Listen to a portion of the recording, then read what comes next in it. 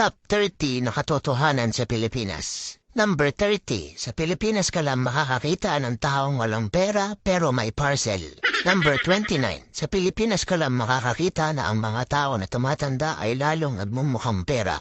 Number 28. Sa Pilipinas ka lang makakakita na friends lang daw pero ang convo ay may good morning at huwag papagutom. Number 27. Sa Pilipinas ka lang makakakita ng mga batang nagbibigay ng cake at flowers sa nanay kapag Mother's Day, pero kinabukasan ay hindi na mautusan.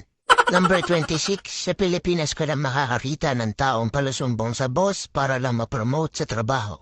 Number 25. Sa Pilipinas ka lang makakakita ng taong hindi maubusan ng My Day, akala mo gumagawa ng PowerPoint.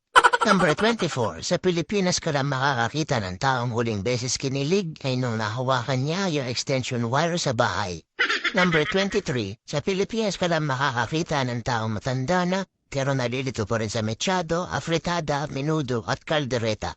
Number 22. Sa Pilipinas ka lang makakakita na kukuha ka ng valid ID pero hahanapan ka muna ng dalawang valid ID. Number 21. Sa Pilipinas ka lang makakakita ng mga taong nahihilo kapag walang pang-cashing. Number 20. Sa Pilipinas ka lang makakakita ng kapitbahay na mas alam pa ang buhay mo kaysa sayo. Number 19. Sa Pilipinas ka lang makakakita ng makiki-birthday na walang dalang regalo pero may dalang supot. Number 18. Sa Pilipinas ka lang makakakita ng walang trabaho pero araw-araw lasing. Number 17. Sa Pilipinas ka lang makakakita ng tao na uupo sa dulo ng jeep tapos ipapabot ang bayad. Number 16. Sa Pilipinas ka lang makakakita ng taong maamo kapag nangungutang pero galit pag siningil.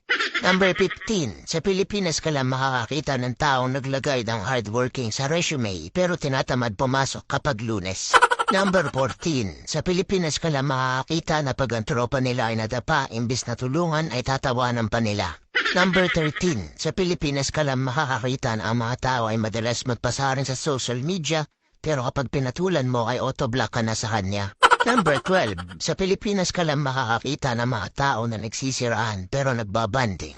Number 11. Sa Pilipinas ka lang makakakita ng mga babae nagpipils kahit nasa abroad ang estero.